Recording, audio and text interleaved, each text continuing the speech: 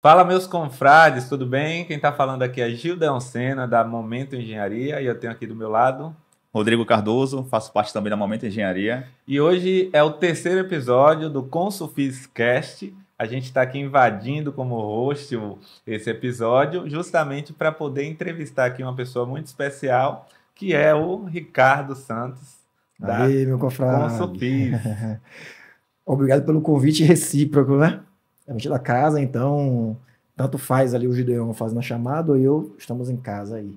A gente tem intenção de bater um papo hoje, né? E isso, conhecer um pouquinho mais de quem é Ricardo Santos, quem é a Consufis, né?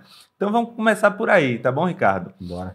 Me diz aí, em rápidas palavras, quem é Ricardo Santos e qual é a sua história com a contabilidade? Pronto, vamos lá.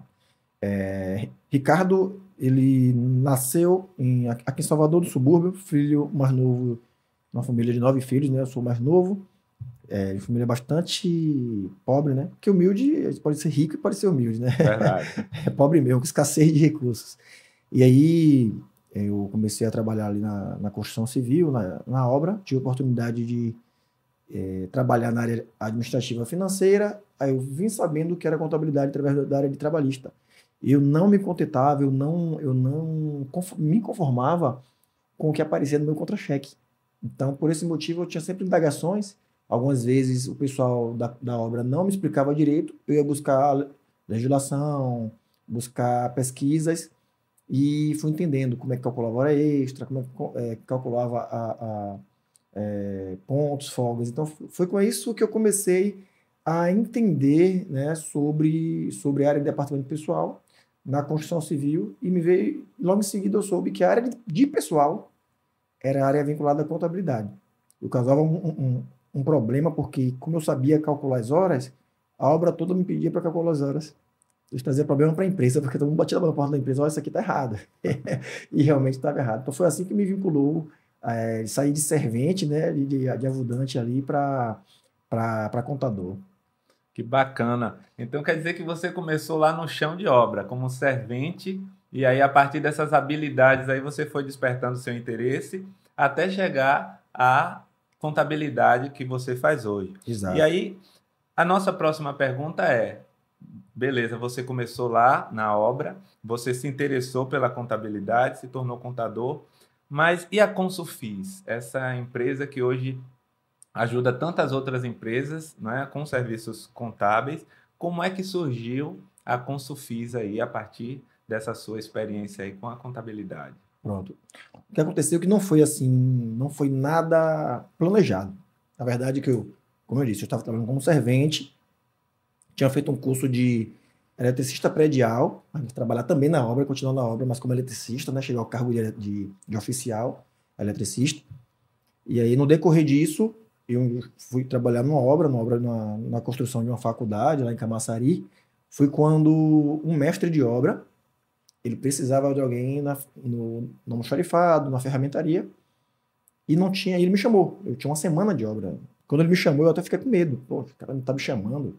Tava eu e mais 5 peões, dando aquele nó, né? Aquela macetadinha, né? Fingindo que trabalha. E enquanto um ali tá cavando ali, tava cavando valetas para passar a tubulação da subestação. E aí ele de longe chamou. Ei, você aí, vem cá. E, não, é você, é você, é você. Até que ele, não, é você mesmo. Vem cá. E eu fui até ele. Chegando lá, ele me contou que já tinha passado 5 pessoas naquele setor, naquela função, e todas 5 demitidas. Eu não queria fazer parte daquilo. Eu queria seguir para ser eletricista, quem sabe, né? Foi aí que o meu encarregado de elétrica, né? O Ciríaco, né? E esse mestre é o mestre Antônio César, né? Se ele tiver a oportunidade de assistir aqui, ele vai aproveitar e agradecê-lo, né? Eu falei que eu não queria. Ele falou, rapaz, você é o cara mais instruído aqui da obra, cara. Você é o cara que mais estuda e tal. O trabalho é pesado. Só tem esse trabalho para fazer. Você tá... Aí o meu encarregado fez o seguinte, ô César, faz o seguinte, ó. Se ele não prestar nessa parte, você não demite ele. Você me devolve. Pô, tinha uma garantia de trabalho, porque eu já fazia parte da equipe de Siriaco, né? Ele já me levava para todas as obras que ele ia. Já não estava correndo risco de perder o emprego. Se não desse certo, estava Exatamente. garantido lá de onde você saiu. Pelo menos isso. Isso. E eu já tinha saído cinco almoxarifas, eu tinha saído. Então, com aquela garantia que ele me deu, eu falei, tá bom, então eu vou Não trabalhar. tenho nada a perder. Não Se tenho nada a perder. nada der certo, eu volto para onde eu estava. Exatamente. Aí eu fui trabalhar, fui controlar estoque de almoxarifado. Em menos de 12 meses eu passei ali para ser um auxiliar administrativo. Já deixei o almoxarifado, botei outra pessoa para treinar. Treinei uma outra pessoa, deixei lá. Fui para o cargo de auxiliar administrativo. Em mais de 12 meses aí o engenheiro já viu o meu potencial e falou, bom, eu vou tirar esse encarregado aqui, a mão de obra cara, removo para outra obra e deixo esse menino aqui assumindo a parte financeira da obra toda. Então ali foi um gancho. Eu ainda não tinha a noção que ia fazer contabilidade. Quando eu decidi que fazer contabilidade, meu sonho era fazer química, fazer física. Eu tinha feito vestibulares para essas áreas. E quando eu decido fazer contabilidade, trabalhei também em construtora na área de contabilidade, passei por vários escritórios de contabilidade. Não, vários não, modo de dizer, alguns escritórios. Assumi grande empresa de contabilidade. Fui ser professor universitário. Só que eu tinha uma inquietação muito grande.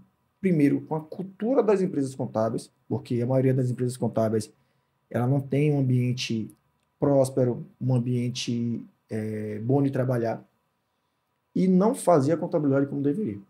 Né? Você identificava essa debilidade nas empresas por onde você passou e quando Exatamente. você analisava o mercado. Sim, por quê?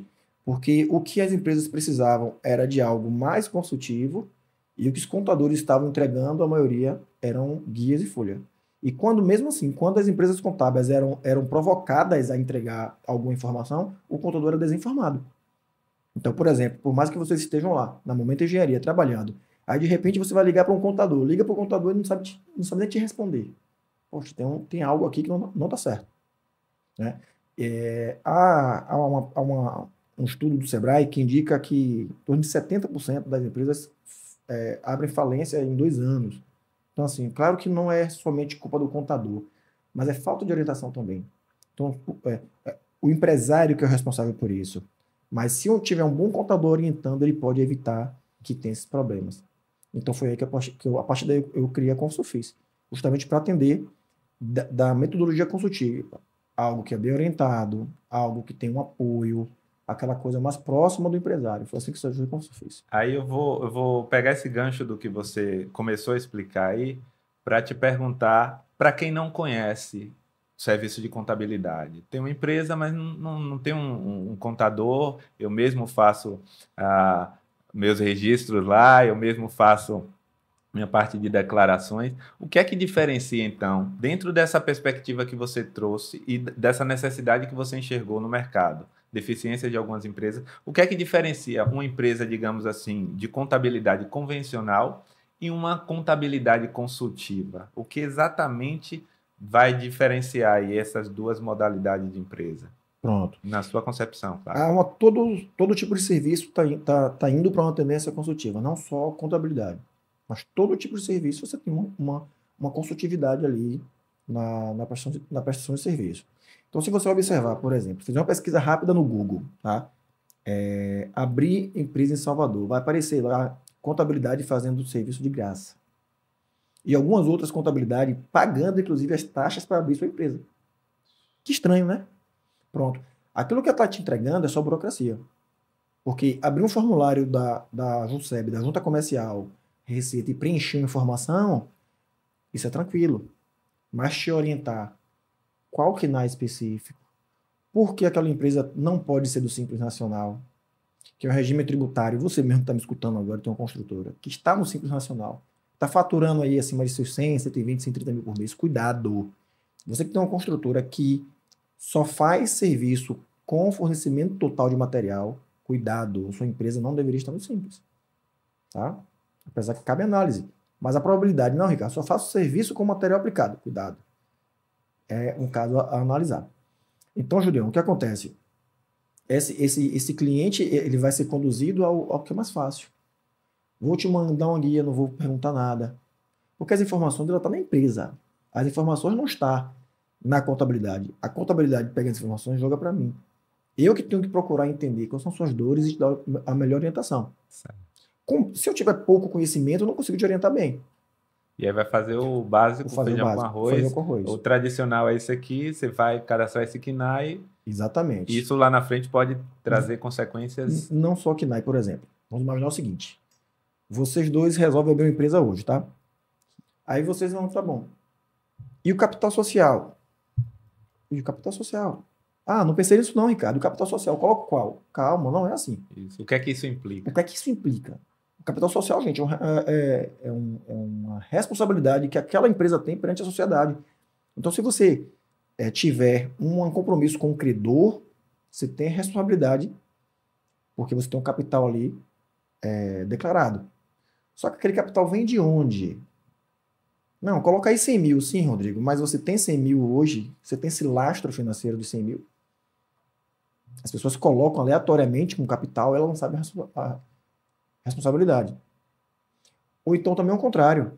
Às vezes o capital está defasado.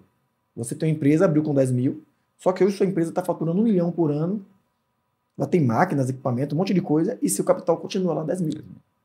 Também tem o contrário. Então, assim, tem essas preocupações. Várias. Se a gente for citar todos os outros pormenores que a gente na Consulfis a gente ajuda. Por exemplo, agora mesmo a gente está constituindo um SPE para um grupo de empresa, está fazendo um pequeno condomínio, né, em torno de 18 Corporação, né? uma Imobiliária. corporação. Então, cria-se um SPE. Você fala, poxa, SPE, Sociedade de Propósito Específico. Tá. Mas se não for um contador especialista, ele não vai saber as características, não vai saber por que abrir um SPE. Em que situação? Em que situação, por que é melhor, qual a diferença, como é que vai formar o capital do SPE, o terrenista vai integralizar com o terreno, o investidor vai tirar o dinheiro investido de que forma, o investidor vai configurar um quadro societário. Então, isso é ser consultivo. Desde a abertura, desde qualquer momento que você está ali com o seu contador, ele pode tirar situações que vai trazer para você não só economia de tributo, mas segurança jurídica, clareza, tá? E é um serviço, pessoal, que ele é um pouco mais caro do que o tradicional. Por quê? Porque ele entrega mais. Sim, o que é bom realmente custa mais caro.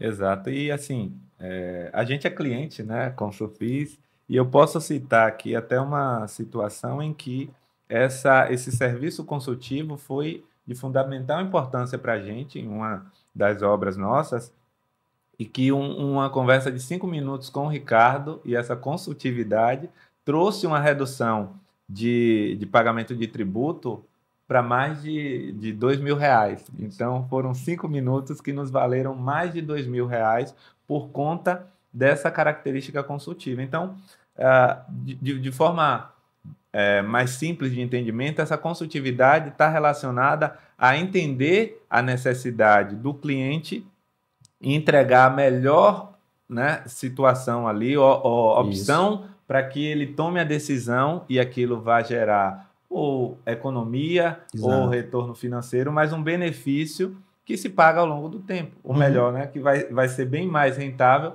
ao longo do tempo. Exato. Julião, você falou uma coisa importante, que tipo assim, ó,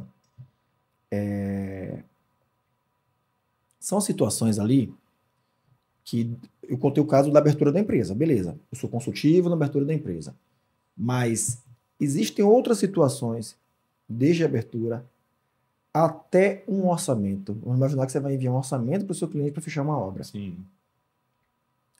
Eu não sei, por exemplo, a carga tributária. Eu coloquei porque eu achei que eu deveria colocar 20% de carga tributária. Só que, digamos, sua carga tributária seja 8. Aí você botou 20 porque você quer ter prudência, né? Pronto, aqueles 12% a mais se deixou fora da obra. Você coloca com um orçamento mais elevado do que a média. Exato. E você perde a competitividade. Perde a competitividade. Por outro lado, se você não tem noção daquela carga tributária, e aí muita gente não conhece os impostos e tudo mais, aí considera só, digamos lá, o ISS, 2%. 2%. E aí, de repente, numa obra de construção como é o nosso ramo, você se depara lá com uma retenção de INSS de mais 11%. Exato. e você não considera isso lá no seu BDI, na sua composição do orçamento, e você fecha esse contrato, de onde é que vai sair esse dinheiro? De onde vai sair? Exato. E se a sua margem de lucro não contempla isso, você paga para trabalhar ou sai zerado. Então, tá? Esses são os problemas. Aí o que acontece também, você vive o dia a dia, então você sabe quais são as dores. Então, por exemplo, ó, já vi casos, por exemplo, desse tipo. Ó, construtora contratou MEI. Beleza, contratou MEI. Tá. Ele achou que contratando MEI ele não teria mais obrigação nenhuma. Contratou MEI e acabou. Logo em seguida, foi um MEI lá e colocou a empresa na justiça. Aí foi o segundo. Foi o terceiro. Numa semana foram 8 microempreendedores colocando a empresa na justiça. E pedindo para reconhecer vínculo empregatício. Você fala assim, pô, mas se eu tivesse contratado, aí algumas pessoas falam assim, contratar funcionário parece que é um bicho já de cabeça. Às vezes o dinheiro está em você não contratar um funcionário. Quando você não contrata, você está pagando muito mais caro. E ainda correndo risco do passivo trabalhista. Porque você paga diretamente ao profissional. E esse medo está diretamente relacionado com a falta de informação, de conhecimento sobre essas questões. Exatamente. E quem vai poder esclarecer é justamente o contador. O risco ele tem que ser conhecido. E calculado. Isso. Não que você não vai correr risco. Não, beleza, isso aqui eu quero correr. Tá. Mas você tem consciência do risco. Outra coisa é quando você está correndo risco e pega uma surpresa. Ou seja, um problema na justiça tirou a viabilidade da sua obra. E você trabalhou, foi bom para quem?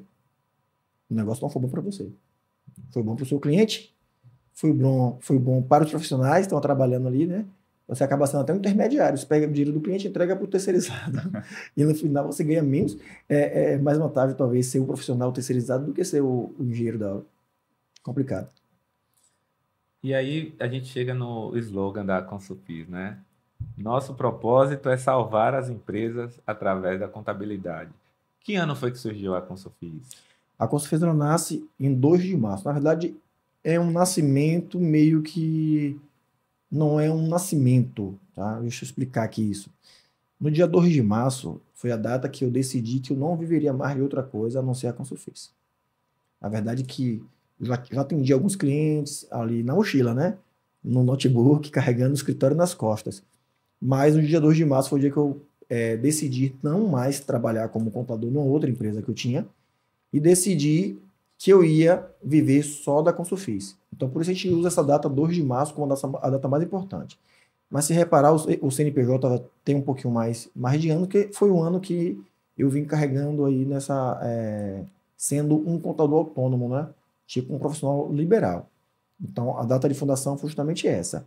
E quando a gente começou também, a gente não tinha essa intenção clara, apesar do meu conhecimento da área tributária para a construtora, de contabilidade para a construtora, e do know-how que eu já tinha em obras, eu não tinha intenção de atender esse nicho. Por quê?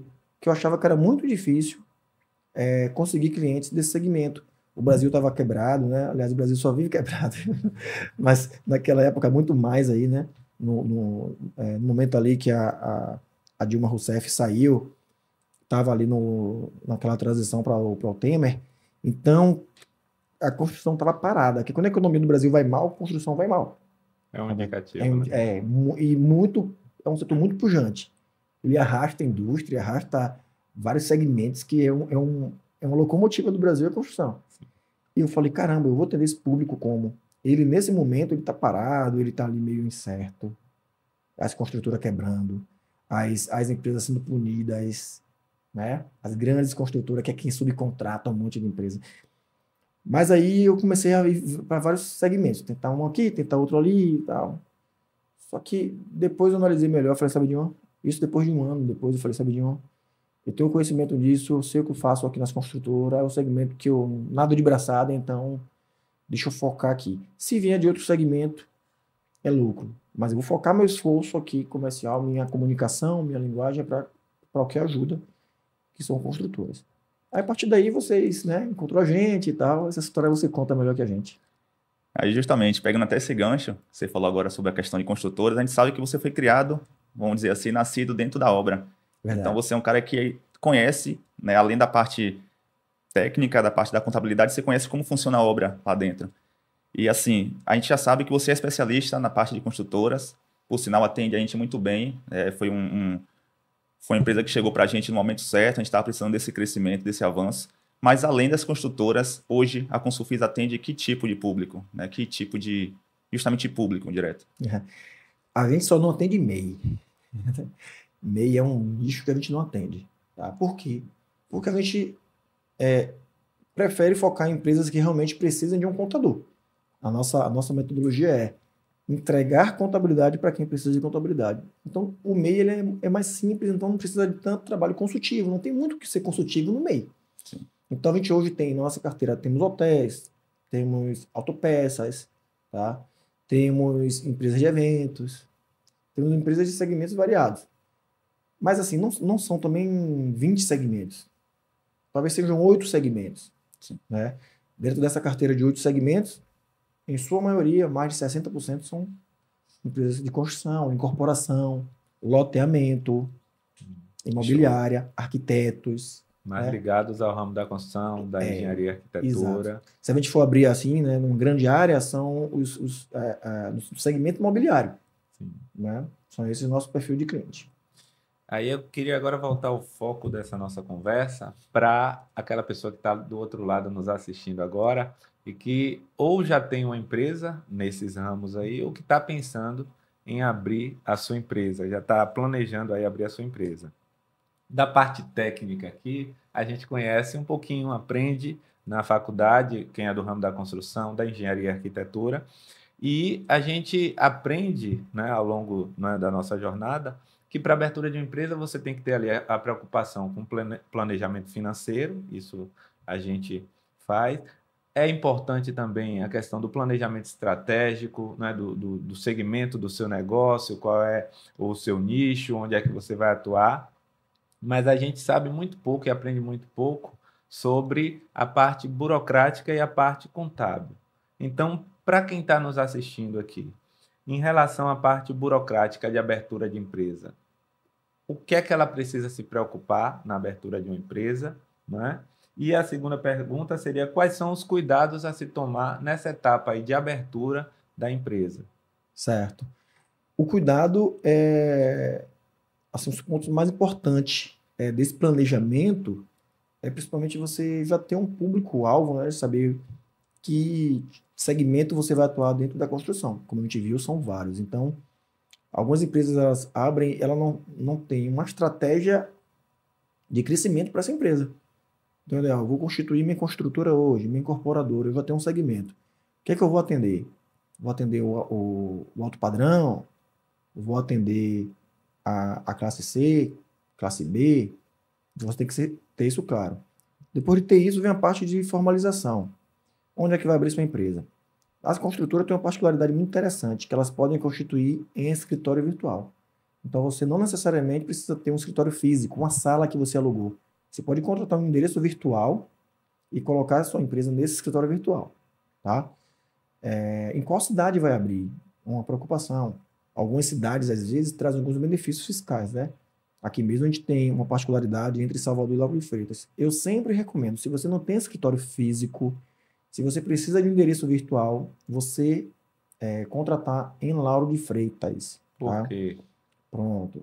E, inclusive, eu até indico o nosso parceiro, o RF Cowork, que é um grande parceiro de mais de 6 anos, e ele está sediado lá em Lauro de Freitas.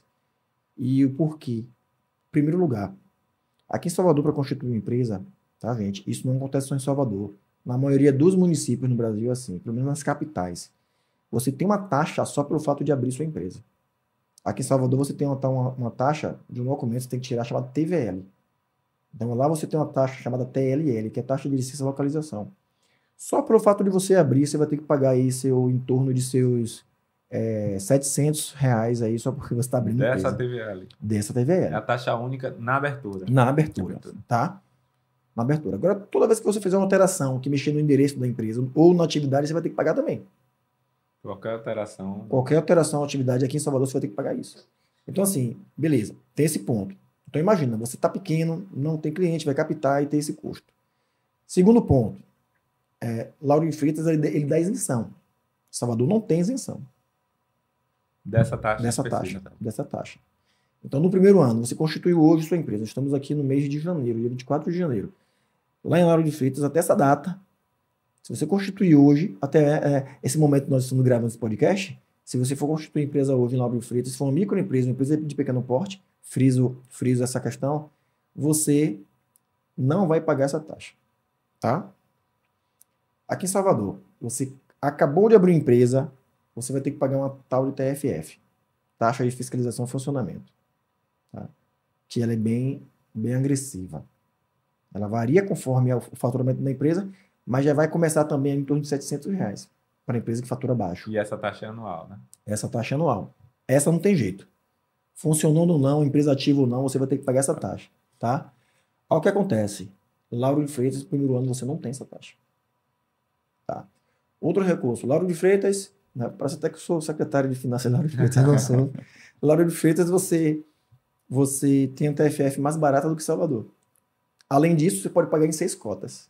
Aqui são 3. Aqui são 3. 3. E ainda é maior. Então, assim, se você não tem a obrigatoriedade de ter um escritório em Salvador, se você tem estou em um escritório virtual, tá me escutando aqui agora. Eu estou em escritório virtual, pelo amor de Deus, não fique em Salvador. Vai para Lauro de Freitas. Bruno Reis vai se irritar comigo aí que tá falando isso, mas tem que mexer na legislação. E isentar também os pequenos negócios. Salvador afasta os pequenos negócios. E ainda mais quando a gente pensa nessa perspectiva aí de pesquisas que apontam que os primeiros anos de uma pequena empresa são os mais difíceis e os determinantes se aquele negócio vai permanecer vivo ou não, né? Então, exato. Quando a gente está falando aqui, né, de uma economia aí no primeiro ano de pelo menos aí cerca de quase R$1.500. Então isso mesmo, R$1.500. Que para quem está começando é uma economia grande, é um percentual grande. Né? Aí aí vai a parte de ser consultivo, porque quando você conversa com outros contadores, ninguém sabe disso. Aí é justamente aí o erro que a gente cometeu. Se a gente tivesse começado a empresa quando a gente veio para a Consulfis, a gente já tinha constituído empresa e a gente constituiu aqui em Salvador. Então a gente não teve esses benefícios aí nos primeiros anos porque não teve essa orientação. Aí é um dos cuidados. Agora vamos para outros cuidados. Por exemplo, o capital social. Então alguém pergunta, Ricardo, o capital social eu queria botar 100 mil, mas por quê? Você tem os 100 mil? Eu não tenho os 100 mil, mas eu tenho que mostrar o comprovante dos 100 mil. Eu falei, não, você não tem que mostrar o comprovante, mas você se responsabiliza por 100 mil. Mas eu devo colocar quanto? Aí a gente vai ter uma conversa primeiro. Cadê sua declaração de imposto de renda para dar uma olhadinha? Não tem uma que eu entreguei. Como é que você vai comprovar a lastro? Mas vem cá, você tem equipamentos? Tem betoneira, tem... Caminhão. Caminhão. Ricardo, eu tenho equipamentos meus. Tenho meu notebook caro, porque eu tenho que fazer trabalhos, né? Projetos. Tá, esse notebook seu vale quanto? Vale 7 mil, 10 mil. Pronto, já é alguma coisa. Claro que eu não vou integralizar o capital com o notebook. Mas pelo menos eu estou dizendo que ele tem 10 mil equiparando o notebook. Se alguém perguntar, cadê os 10 mil? Tá ali naquele notebook. Tá, gente? Um exemplo. Sim. Agora você, vou abrir uma empresa, bota aí 200 mil de capital. Beleza. Aí você tem um problema na justiça. Aí você responde por 50% e 50%. E aí, como é que você vai integralizar aqui? Como é que você vai responder? Pelos 200 mil. Pelos 200 mil, tá, gente? Então é isso. Além disso, outros problemas, desde distribuição de lucros, prolabore de sócios que não tiram, né? Às vezes não enxerga o problema e não tem um prolabore, tá? Ou não contrata funcionário e fica nem faz um contrato, gente, porque não necessariamente você tem que contratar um funcionário. Tem várias formas de você ter uma mão de obra na sua empresa. Você pode contratar MEI? Pode sim.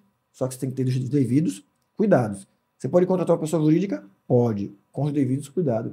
Você pode contratar uma pessoa física que não é MEI nem pessoa jurídica? Pode, mas tem que ter os devidos cuidados. Quando você não faz os devidos cuidados, você corre o risco de não ter aquela mão de obra formalizada. Então, assim, você tem várias opções. Ricardo, mas eu só tenho aquela etapa da obra de um gesseiro, de um eletricista, aquele tempo que é curto. Qual é o melhor? A gente vai te ajudar nisso. É melhor contratar uma PJ ou é melhor fazer um contrato intermitente de um profissional que trabalha 10 dias por mês? A legislação hoje dá essa possibilidade. você tem uma mão de obra que só presta serviço para você 10 dias no mês. Então, assim, não tem um trabalho para ele 30 dias. Você não vai pagar os 30 dias. Você vai pagar os dias que ele trabalhar. Olha que bacana. Então, assim, você sai desse argumento que você não consegue se formalizar. Você tem várias coisas aí interessantes. E aí, a gente vai ajudar isso. Ricardo, vou fazer uma obra, a obra são 3 meses, ou daqui a 6 meses. O que é melhor a gente fazer? Simular cálculo. Olhar a convenção coletiva da cidade. Algumas pessoas não olham. E aí toma por base a convenção de Salvador. Mas vai olhar alguma convenção do município e diz: acima de 10 funcionários tem que pagar a cesta básica. E aí? Essa cesta básica vai custar quanto? R$60 cada uma, 70, 80? Isso tem que estar lá no orçamento. Tem que estar no orçamento. Ah, eu não sabia, não fui bem orientado. Tá, gente? E aí eu chego numa outra pergunta aqui, ainda relacionada a essa etapa da abertura de empresa. Que isso aí, pelo menos em conversa com colegas que estão começando, é a dúvida que assim mais surge. Os benditos KNAI. Nessa etapa aí de abertura de empresa, qual KNAI colocar? Pronto. Pode colocar até quantos? Devo colocar até quantos? E o que é que isso implica? Né? Beleza. Uma pergunta boa. Você deve colocar o que você realmente vai utilizar. Não colocam o KNAI porque achou bonitinho. Não, porque às vezes tem alguns colegas que pensam assim, estou começando, então vou abrir o leque.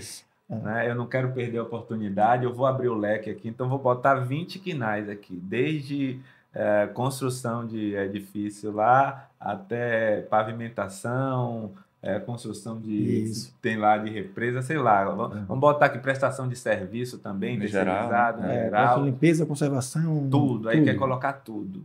E aí? Bom, as taxas do município, como o TFF, por exemplo, ela é vinculada ao KNAI da sua empresa.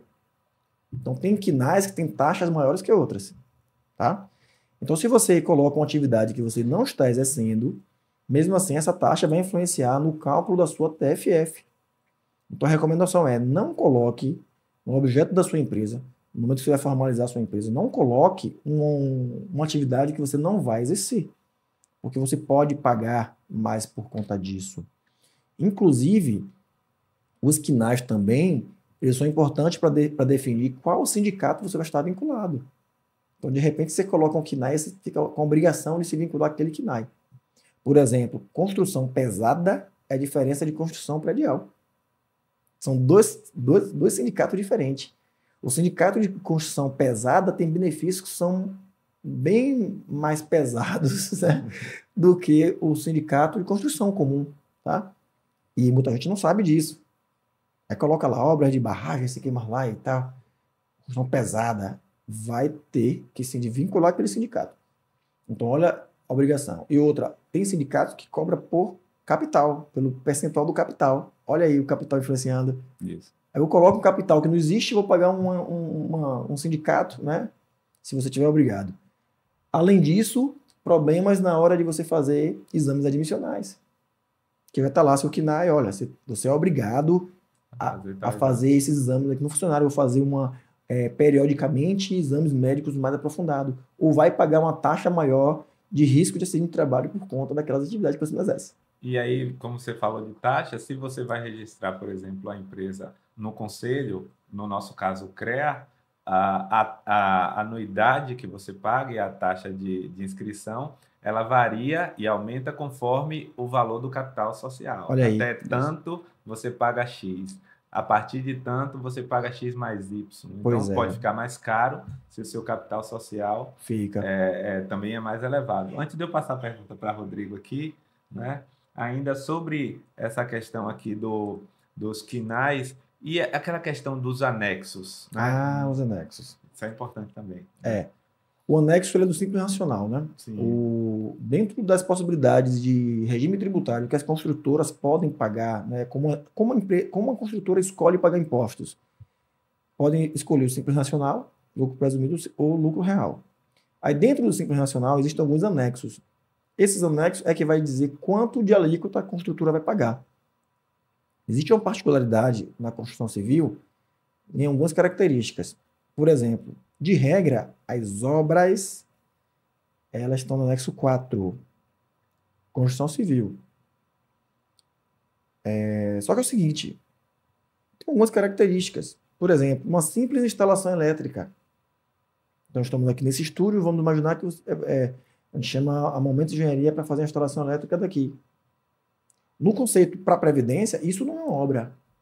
Isso é uma instalação. Ou a pintura, vai fazer só a pintura. Só a pintura não é uma obra, isso é uma reforma.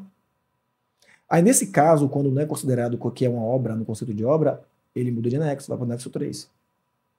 É um anexo que não é mais leve. A verdade é que esse anexo pode até ficar mais caro. Tá? Depende de cada empresa. Essa análise, gente, só é feita individualmente. Não dá para fazer uma análise geral. De forma geral. A empresa prestar o serviço aqui, então é anexo X. Exato. Agora, quando é que uma pintura ela é no conceito de obra? Quando é que a instalação elétrica ele não é instalação anexo 3 e vira uma obra para o anexo 4? É quando você está numa empreitada global, a Momento Engenharia foi chamada para construir esse prédio. Dentro dessa empreitada global, você tem a parte de elétrica, que você subempreitou. Sim. Que você contratou uma outra empresa para fazer essa parte. Então, mesmo assim, está dentro da obra. Então, aí, nesse caso, é uma obra, mesmo sendo sua parte elétrica. Tá? E é interessante saber isso porque a forma que você vai decidir isso vai ter retenção ou não.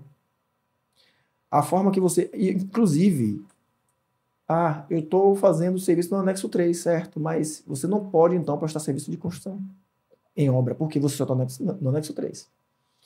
Olha que negócio sério, né? Parece simples, mas quando a gente vai para o conceito, porque para os engenheiros tudo é obra. Sim. Vocês não tratam a reforma diferente de obra. A gente chama de obra. Vai fazer obra. história, estou aqui na obra. Obra tem alteração de estrutura, tem demolição, tem construção, tem modificação né? Não está visível ali. Muda características. Isso é uma obra. E a gente precisa entender esse conceito de obra de acordo com ali a legislação que da rege previdência. essa questão dos anexos ali para a gente tirar proveito do enquadramento ali. Né? Tirar proveito benéfico, né? Não é aquele proveito... É tudo benéfico dentro da legislação mesmo. Porque, que inclusive, Gildeão, é esse proveito que dentro desse mesmo conceito tem outros benefícios. Não tem só lado ruim, não. Por exemplo, deduzir um material aplicado na obra numa empresa de construção civil. É possível ou não? É possível. Sim. Mas estou no anexo 3. Não é possível. No anexo 4 é? É possível. Agora depende também da legislação municipal. Não. Não? Não, porque o que acontece com o ISS de obra, de construtora?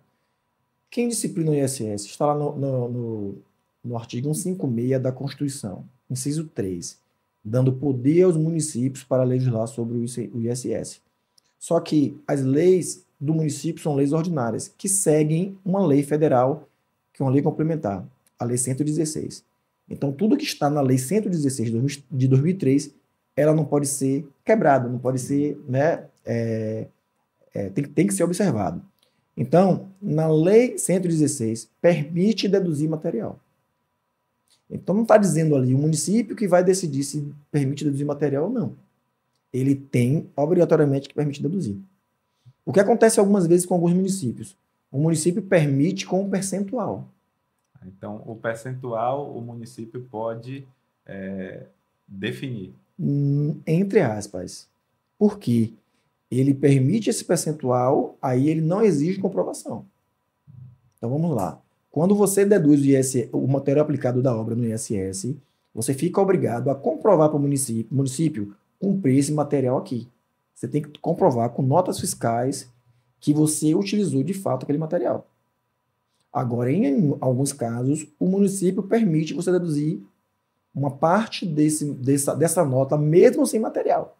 Sem a comprovação, no caso. Sem comprovação. Porque aí ele te limita porque ele não te exige comprovação. Ele arbitra ali um percentual. Tem uma estimativa. Exatamente. E aí que pega muita gente. Porque você tem que entender se o material aplicado na obra é maior do que a estimativa que o físico está dizendo para você. Que, por exemplo, reformas. Aqui em Salvador é 40%. Só que você vai olhar e vai dizer, poxa, eu estou aplicando aqui 80% de material. Você tem a opção de dizer, não, eu quero recolher pelo real, Pelo real. Vou do comprovar. ISS. E eu Comprovar posso- tudo, eu bato Eu tudo. posso abater Exatamente. até 80% É. ou escolher Ou arbitrar e limitar ali ao percentual, digamos, de 40%. Exatamente. Então veja que a legislação do município ele melhorou a legislação federal, né? E tem um caso bastante curioso, que isso aí pouca gente sabe. Tem contadores, inclusive, ó, gente, isso aqui vale ouro, tá? Quem está escutando agora essa parte vai ter que me procurar depois. Que é uma parte que é o seguinte: as subempreitadas já tributadas também abatem na base de cálculo. Então, se a Momento Engenharia está construindo esse prédio aqui, olha que interessante. A Momento Engenharia está construindo esse prédio. Nesse prédio, ela aplicou 60% de material. 20% foram subempreitadas que ela pagou para prestadores fazer. Ela bate também desses prestadores. Bacana. Vai para 80% lá de...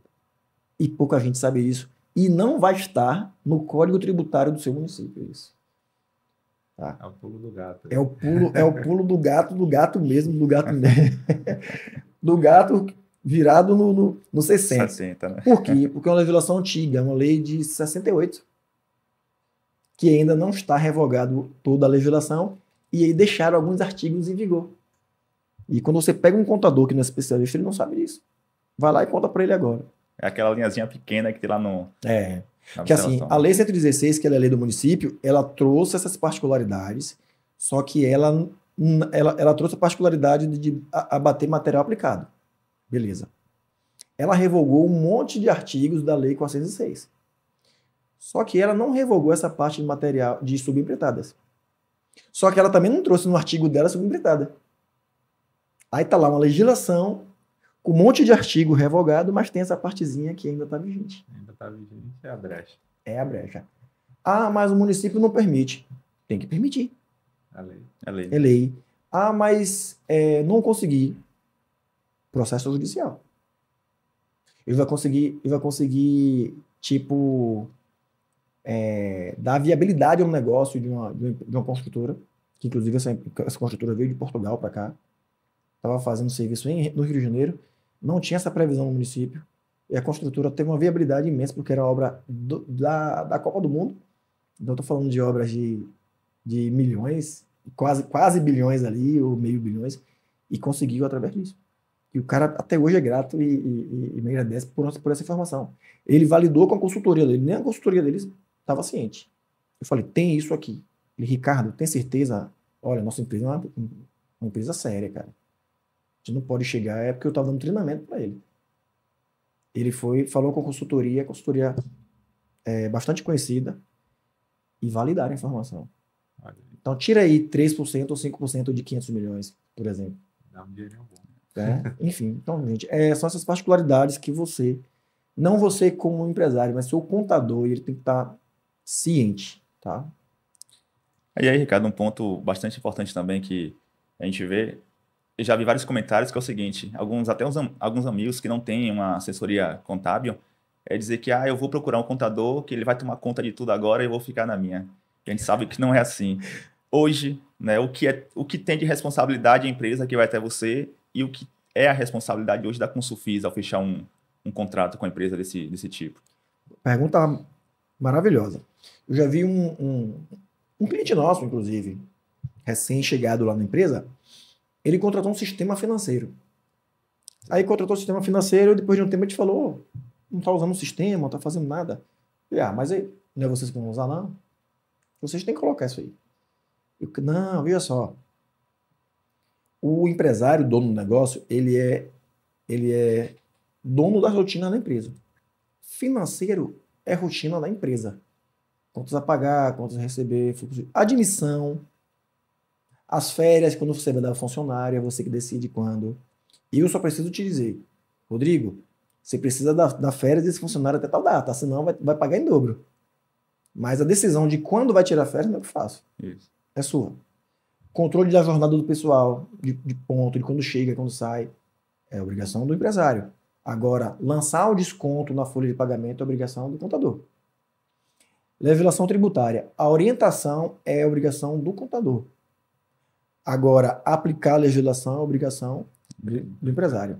Se ele não observa a orientação do contador, o risco é só dele. Por mais que o contador... mas se o contador orientar errado, é culpa do contador. Mas assim, aí na parte financeira vai ter a seguinte separação. Quando um contador ele recebe uma movimentação financeira da empresa no mês, aí a obrigação dele é pegar aqueles dados da empresa, tudo que ela pagou, que ela recebeu naquele mês, contabilizar, colocar isso em dados científicos, aí sim vem a ciência contábil, vem desse lançamento, e entregar um relatório, que pode sair ali um demonstrativo de resultado, pode sair um balanço patrimonial, porque a partir dali você vai ter certeza ou noção de que decisão você toma com aquela informação. Porque a obrigação do gerente, do dono da empresa, é financeira, é caixa. O que você vê é entrada e saída de caixa. Você não enxerga competência. Sim. Então, por exemplo, você enxerga se entrou dinheiro ou se saiu dinheiro. Né? Às vezes entrou dinheiro, tá sobrando um pouquinho. Você fala, caramba, esse mês aqui foi um mês top. Mas pode ser que não. Naquele mês sobrou um pouquinho de dinheiro porque o mês, 5 meses atrás foi bom. E agora que está entrando dinheiro. Ou então você, há 5 meses atrás, emitiu notas, pagou um imposto absurdo, já sofreu toda a consequência de ter faturado alto. E agora, nesse mês, talvez até sem faturamento, você está recebendo. Então, olha como é a diferença de recebimento, de pagamento, do que de competência. Competência é data. Contabilidade olha a data do documento. Então, lá, olha, Rodrigo, na data tal, que é o mês, que é a competência, você teve tanto de lucro. Você fala, que lucro é esse? Nunca tive esse lucro. Veio da onde? Mas porque é da competência. Show. Aí está sempre comparando competência e caixa. Os dois olhares. Caixa muito mais gerencial. Competência mais contábil. Aí você vai ter depreciação, que é outra análise. Você vai ter investimento, que é outra análise. Porque para a empresa saiu dinheiro. Para o contador esse dinheiro saiu. Foi um investimento, foi uma despesa, foi um custo. Parece que no imaginário, né, do empresário que não está familiarizado com a contabilidade, essa parte operacional do financeiro seria a competência da contabilidade, quando na verdade é um controle interno da empresa, que Exato. precisa ser feito e repassado no final para a contabilidade. Né? E aí fica nesse imaginário que vou contratar a contabilidade e agora eu não preciso mais registrar a entrada e saída, que a contabilidade vai fazer tudo. Perfeito. E essa operação é do empresário. É do empresário. E assim, o que a gente percebe, um empresário, gente, ser empresário, eu até fiz uma live hoje sobre isso, ser empresário é uma missão difícil. Eu vou abrir empresa porque eu não quero mais trabalhar para ninguém. Mentira. Vou abrir empresa que eu vou ter que ficar... No dia que eu quiser ir para a praia, não vai. É mentira. Só se você for um empresário que não cumpre com suas obrigações. Eu desejo que você vá à praia, mas não desejo que você delargue sua empresa. Às vezes sua empresa está um caos e você está achando que você está vivendo uma vida de sonhos. Empreender é muito desafiador. É muito mais confortável um emprego, sinceramente. Eu me preocupava muito mais quando eu tinha emprego, cara. Cada dia é uma demanda, são as decisões que você toma. As micro decisões que você vai tomando ali cada dia te minam. Todo santo dia você tem pequenas decisões para tomar. Aí você se preocupa com o caixa da empresa, se preocupa com o funcionário que se atrasou, se preocupa com o cliente, com o material que não chegou, captação, né? Então, assim, gente, você que está me assistindo agora, eu ganho quando você empreende. Mas, de verdade, não empreende se você vê que não é para você. Por favor. Tá? Porque você pode quebrar, você pode trazer transtorno para sua família. Quando uma empresa quebra, a família também quebra. Então, gente, não é brincadeira não. Tá? E conte com a gente. Então, justamente, esses são os maiores erros de quem já tem empresa. Né? Você falou alguns aí, e assim, você conseguia elencar um top 5 dos maiores erros das empresas que você tem encontrado, né? Você tem esse ajuste hoje. Boa pergunta, vai dar um corte essa pergunta aqui. Top 5, ó. Primeiro lugar, conta misturada. O dono da empresa achar que o dinheiro da empresa é dele. Ele nem dá mais o trabalho de transferir para a conta dele, ele mistura tudo. Da conta dele, ele passa no banco, passa no salão da esposa, passa no bar, mistura tudo. O dinheiro que entra é dele, o dinheiro que entra da empresa, ele faz aquela misturada. Primeiro erro, o fatal. O maior. Por que esse erro? Porque esse erro leva para o segundo. A falta de clareza do financeiro. Estou tendo lucro ou prejuízo? Você não vai saber se vai misturando tudo. Tá? Então, a parte do descontrole financeiro é o segundo erro.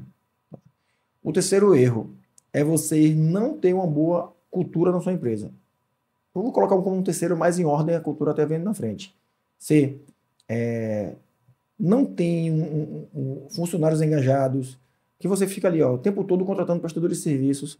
Às vezes você acha bons prestadores de serviços que tá com você. Aí são parceiros, que não faz falta nem como funcionário.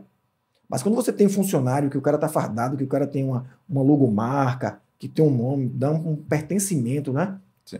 Dá um orgulho você ver. Então, assim, ali é cultura de empresa. Então, será que o seu prestador de serviço, ele compra a mesma filosofia sua de entrega?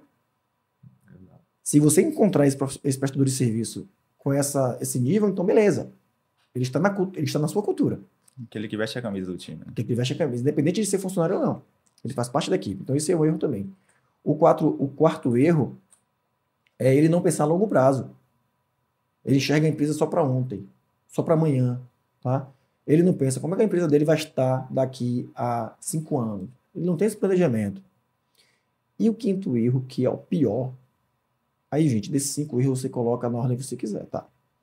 O quinto erro é ele não vender. Aí... O cara faz a construtora dele, assim, mas você está vendendo para quem? Quando foi a última obra que você fechou? Ah, tem 1 ano. E veio como essa obra? Ah, foi indicação. Por que você não faz um marketing? Ah, não, que seu público está onde? Não sabe. Não sabe. E a parceria? Então, isso, porque... Assim, se você tem obra, tudo bem que você pode estar tendo problema de lucro, não tendo lucro, mas beleza, você já tem obra. Isso. Vamos agora fazer a obra dar lucro. Agora o cara que não vende, meu irmão. Ele pega uma obra daqui a 4 meses, ele não se preocupa nesse período de captar, de prospectar, e aí vai chegando o terceiro mês, o segundo, o último mês e não chega ninguém, e as contas chegando. E quando ele pega aquele dinheiro, o sinal da obra, ele vai ter que pegar aquele dinheiro para resolver problemas. A bola de neve. A bola de neve. Da obra anterior, ou então do problema na vida dele. Tá com 3 meses de aluguel atrasado, tá devendo ali a sogra e tal, né? Tá com o carro devendo. Aí ele vai pegar e resolver. E agora, como é que entrega o serviço? Aí vai comprar faturado no fornecedor, aí não vai pagar o fornecedor, vai fechar as portas, vai perder um bom parceiro. Olha como fica. Então, gente, olha quanto problema. Eu não desejo nada disso para você aqui, tá? Então é isso. Eu acho que a gente esgotou aqui, meu confrade. Show de bola. Essa sessão aí, nesse bate-papo. Acredito que a gente conseguiu esclarecer muita dúvida, tanto de quem está pensando em abrir sua empresa, quanto quem já tem sua empresa em andamento, mas está carente aí de uma contabilidade consultiva. Eu espero que essas dicas aqui, as informações que o Ricardo trouxe aqui, venham ajudar você a dar direcionamento aí para o seu negócio, né? Obrigado pelo convite novamente, Ricardo. Eu que agradeço. É muito bom estar com vocês. Além de cliente, eu considero vocês como amigo, vocês sabem disso. Uma pessoa que, todo momento que a gente está junto, é aprendizado mútuo, né? E com certeza essa amizade se prolongará aí por vários anos. Né? Se depender da gente, bota mais 100 anos nisso aí. É isso aí. Valeu, pessoal. Valeu, meu confrade Ricardo. A gente se vê, quem sabe, no próximo episódio aí. Valeu, abraço. Com o Sofiscast.